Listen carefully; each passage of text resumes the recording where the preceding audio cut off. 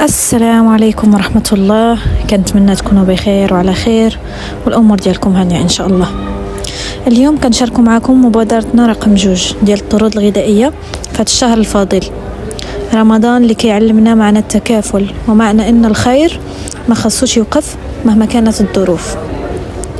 أنا ولؤي قررنا هاد المرة نوجدوا الكمية الأولى بيدينا وبوحدنا، كنقادو وكنقسمو وكنوجدو كل طرد وكأننا كنحضروه لدارنا، حيث ماشي غير مواد غذائية كتحط في الخنشة وصافي، راه دعاء ونية صادقة وأمل صغير كنحاولوا نزرعوه في قلوب الناس. في هاد العامين اللي فاتوا تعلمنا بزاف ديال الحوايج. تعلمنا أن اللي ما عندوش بزاف يقدر يعطي بزاف من قلبه، وتعلمنا أن البركة ما كتجيش من الكثرة، كتجي من الإخلاص. هاد الكمية الأولى خدمناها بوحدنا باش كل بداية عندنا، وباش كل واحد ساهم معنا يعرف أن تعبه وصل، وأن كل مساهمة كانت سبب في الطرود اللي قدامكم. وما تخيلوش أخوتي شحال هاد التوجد وشحال هاد الطرود كياخدوا ديال الجهد وديال الطاقة، شي حاجة كبيرة. ولكن ملي كتكون كتقدهم بحب وكتكون وانت كتقد فيهم، كتعرف باللي انت هاد الطرود غيمشيو الناس محتاجاهم، وانهم غادي يدخلوا البيوت الناس محتاجة هاد المساعدة، وشحال غيكون الأثر ديالها زوين عليهم، وشحال غادي يفرحوا. وخصوصا في هاد الشهر المبارك كتحس كل التعب ديالك بحال ما كاينش، كتنسى كل التعب وكتبقى تشتغل، كتخدم بحال راك كدير شي مسابقة، كدير شي رفاهية باش أنك ترفع عن راسك. كتنسى أن هذا شي حاجة متعبة للجسد ديالك. وزيد عليها أختكم ملي كتكون كدير شي حاجة هي ولؤي، كتخدم من كل قلبها، كتكون فرحانة وهي كتخدم أي حاجة بيناتهم، كيكونوا كتكون مشتركة، كنكون خدامة فيها وأنا فرحانة. وإحنا كنقادو فيهم كنحس بكل تفصيلة، بكل صنف أنا اختاريته بيديا، وحطيت راسي في بلاصة الناس. أنا شخصيا شنو الحاجة اللي كتفرحني وحطيتها في الطرود. يمكن هاد الطرد غادي يدخل دار كان فيها خصص، يمكن اليوم غادي يكون سبب فرحة صغيرة على الطبلة ديال الفطور. كنخدمو شوية بشوية بلا استعجال، حيث ما بغيناش غير نكملوا العدد، بغينا نحسو بكل طرد وهو كيتوجد. لؤي كيعاونني وكنديرو كل شيء مع بعضياتنا، وكل واحد فينا عارف اللي هاد التعب بسيط قدام الأجر اللي كنتمناو. في كل خنشة كنحاولوا نحطوا جزء من القلب ديالنا، وكنقولوا يا رب يجعله ستر وفرج لشي عائلة محتاجة، يا رب تقبل من كل واحد ساهم ولو بكلمة تشجيع. يمكن الكاميرا كتبين غير ترتيب وشي حاجة، يعني ممكن أنها ما تبينش الإحساس بالمسؤولية، الإحساس بالأمانة، والإحساس أن الله اختارنا باش نكونوا سبب في هذا الخير. وهذه غير البداية، الكمية الأولى اللي كنوجدوها من 150 طرد غذائي، باش نبداو من الصفر، باش يكون الأساس متين، وباش كل حاجة كتدوز من يدينا ومن عينينا. وإن شاء الله مع الدعم ديالكم والدعوات ديالكم غادي تكبر المبادرات أكثر، وغادي نوصلوا لعدد أكبر، وغادي يبقى الخير داير دورة بيناتنا. ودابا يمكن تلقى شي حد كيقول وهادو غير طرد غذائية، ولكن احنا بالنسبة لنا شي حاجة أكثر من هكا، هو إحساس أننا مازال قادرين نديروا شي حاجة زوينة في حياتنا حتى وحنا وسط هالظروف الصعيبة.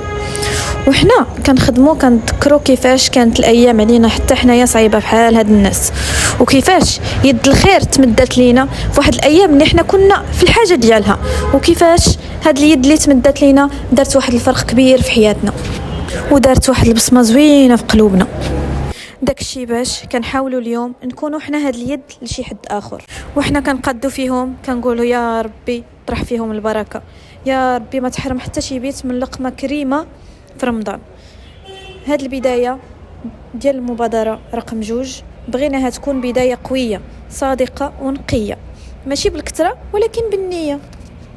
وكنقول لكل واحد كيتفرج فينا دابا، يمكن ما تكونش معانا هنايا، ولكن دعوة من قلبك ومشاركة لهذا الفيديو ولا حتى كلمة طيبة كدير بزاف ديال الفرق، اكثر من اللي انت كتصور. الخير ما خاصوش يكون كبير باش يكون مؤثر. الخير خاصو غير قلب حاضر. ورمضان فرصة جديدة باش نرجعوا نحيو فينا هذا المعنى. ورمضان ماشي غير صيام وعطش، رمضان تربية للنفس، ورمضان فرصة باش نرجعوا ترتيب أولوياتنا من جديد.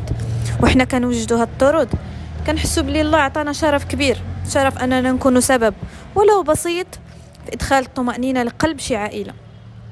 يمكن ما نعرفوش شكون غادي يوصلوا ليه هاد الطرد، ولكن ربي كيعرف. ويمكن ما يعرفوش الناس شكون ساهم، ولكن ربي عارف بكل اسم وبكل نية.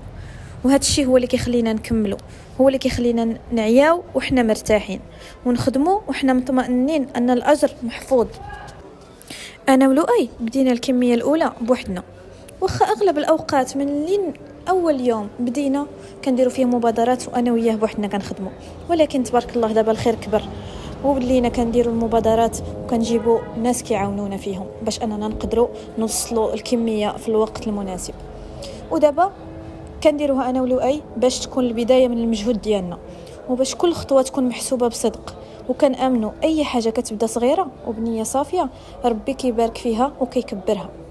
وهذا غير الفصل الأول من المبادرة ديالنا، وإن شاء الله يكون فاتحة خير علينا وعليكم. الله يجعل كل واحد كان سبب، ولو دعوة ولو بمشاركة ولو بنية في القلب، شريك في الأجر كامل. وربي يكتب لينا وليكم رمضان مليء بالبركة والسكينة والعطاء اللي ما كيوقفش.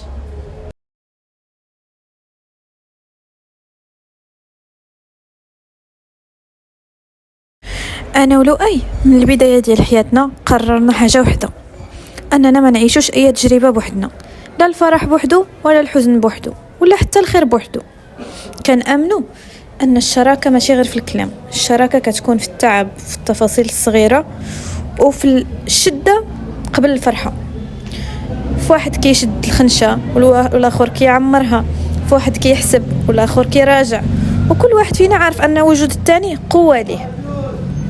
كنبغيو نتشاركوا في كل شيء، في الأحلام، في المسؤولية، في المبادرات، وحتى في الآجر، حيت ملي كنخدموا بجوج كنحسوا أن البركة كتكون مضاعفة، وكنحسوا أن هذا الخير ماشي غير مشروع ولكن أسلوب حياة اختاريناه نعيشوه. ما بغيناش نكونوا غير ناس كيهضروا على العطاء، بغينا نكونوا ناس كيعيشوه بيناتهم قدام بنتنا وقدام راسنا قبل أي واحد آخر. ويمكن اللي كيخلي هاد اللحظات مميزة هو أننا كنخدموا وحنا عارفين باللي هاد الشيء غادي يبقى ذكرى لينا، ذكرى أننا في وسط كل شيء وفي وسط التعب وفي وسط الظروف الصعيبة اختارينا نكونوا يد وحدة. الخير كيقرب القلوب، وهاد المبادرة ماشي غير باش تعاون العائلات، ولكن باش تزيد تربطنا أكثر ببعضياتنا وتذكرنا علاش بدينا من الأول. الخير ديما كيبدا من القلب قبل اليد، والنية الصافية كدير فرق كبير. يمكن اللي ما كيبانش في الكاميرا هو داك الحوار الصغير اللي كيدور بيني وبينه وحنا كنخدموا، نظرات تفاهم بلا هضره، ابتسامه خفيفه ملي كنحسوا بالتعب، وجمله الله يتقبل كتخرج منا بعفويه. انا كنحس بالامان ملي كنخدم معاه، وكنحس ان الخير اللي بيناتنا هو اللي كيقوينا، ماشي غير زوجه وزوج ولكن رفقاء طريق وشركاء رساله. كنبغيو سيلة تكبر وتشوفنا هكا، تشوف أن ماما وبابا ما استسلموش للظروف الصعيبة، وأنهم اختاروا يكونوا سبب في الخير مهما كان بسيط. بغيناها تتعلم أن العطاء ما كيحتاج رفاهية، كيحتاج غير قلب حاضر ويدين خدامين. ويمكن هاد المبادرات كتداوينا حنا قبل ما توصل للناس، كتخلينا نحسوا بقيمتنا، كتذكرنا أن الله ما كيضيع حتى لحظة تعب في سبيله، وأن كل خطوة صادقة كتكتب في ميزان حسناتنا كاملين.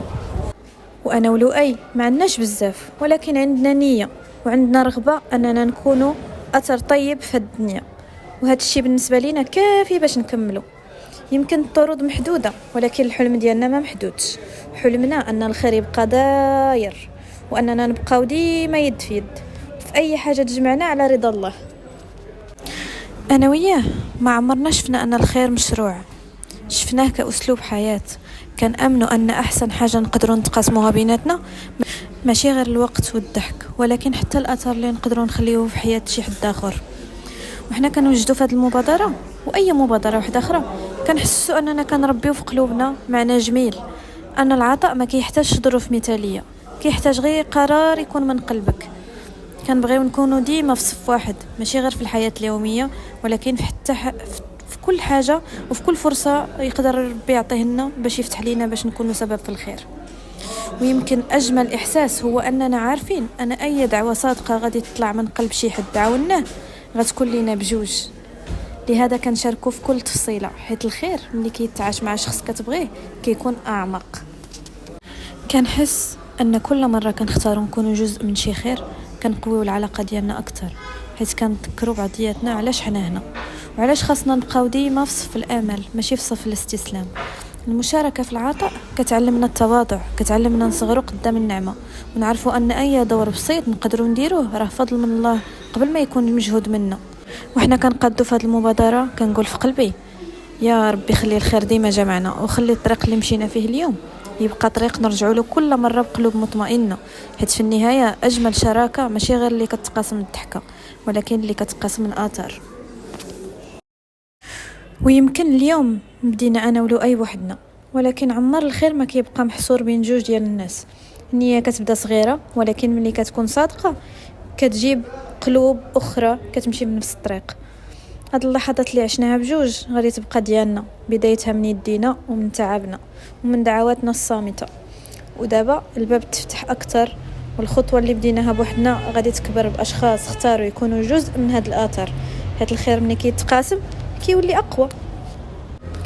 الخير عنده عاده جميله، ملي كيشوف قلب مفتوح كيجيب قلوب اخرى معه، واللي بدا بلحظه هادئه بين جوج غادي يتحول اكبر. الناس اختاروا يكونوا معنا ويحطوا يديهم في هذا العمل ويكبروا الحلم اللي بدا صغير، حيت الرساله ماشي ديالنا بوحدنا، الرساله ديال كل واحد امن ان العطاء حياه. ودابا مرحله جديده غادي تبدا. ايوا خوتي ما نقول لكمش سالينا انا ولو اي من هنايا. ايوا بدات لك واحد الشتيوه من هنايا. الناس اللي جاو كيعاونونا حتى بدينا كنحطوا المره الاولى ولينا عاوتاني هزينا كل شيء ونشفنا الارض من الشتاء ولينا عاوتاني حطينا، وكل شويه كطيح الشتاء وكنوليو نجمعوا. والحمد لله دازت على خير، وقدرنا اننا نقادوا تبارك الله 150 طرد غذائي اللي غادي يستافدوا منه 150 اسره. تخيلوا معايا تبارك الله، تخيلوا هذا الخير، تخيلوا هذا الخير اللي كنا احنا وياكم يد في يد فيه وغادي نوصلوه للناس المحتاجه. المرحله الثانيه ما كانتش غير زياده في عدد اليدين، ولكن كانت زياده في الامل. كل واحد جاي يعاون جاب معاه طاقه جديده ودعوه جديده ونيه جديده باش نجمعوا بيناتنا ونديروا هذا الخير. الجو تبدل ولا في حركه اكثر، الصوت ديال الخناشي كيتحركوا، خطوات داخله خارجه، ضحكه كدوز من هنا وكلمات الله يتقبل كتعاود بزاف. ووسط هذه الحركه كامله كنوقف لحظه وكنقول في قلبي شوف كيفاش الخير كيكبر. وهذه المرحله علمتنا حاجه مهمه، ان الانسان بوحده يقدر يبدا، ولكن الجماعه هي اللي كتخلي الاثر يكبر ويستمر. وحنا كنشوفوا الناس كيتشاركوا كنحسوا ان الرساله وصلت، وان الخير ماشي غير فكره كنقولوها ولكن طاقه كتنقل من قلب لقلب. ويمكن هذه ما قبل الاخيره، ولكن بالنسبه لنا كانت نقطه تحول. حسينا فيها ان المبادره ولات اكبر من مجرد تجهيز طرود غذائيه، ولات حكايه تضامن وحكايه قلوب تلاقاو على نفس النيه. وهكا غنكون وصلنا لنهايه هذه رحله بدات بيدينا انا ولؤي، وبغينا نوريكم كيفاش النيه الصافيه قادره تولد اثر كبير. كل واحد شارك، كل قلب دعا، كل يد تعاونات، كلهم خلاو هذه المبادره تكبر وتحول من فكره صغيره لموجه خير حقيقيه وكبيره. ورمضان علمنا أن الخير ما كيوقفش عند شي حد، وأن أي خطوة صادقة مهما كانت صغيرة كتخلي أثر كبير وبصمة زوينة. وأخيرا شكرا لكل واحد كان معنا بأي طريقة، ودابا الأجر والبركة كيجمعنا كلنا، وإن شاء الله نبقاو ديما سبب فرحة ديال الناس. ونهاركم مبروك.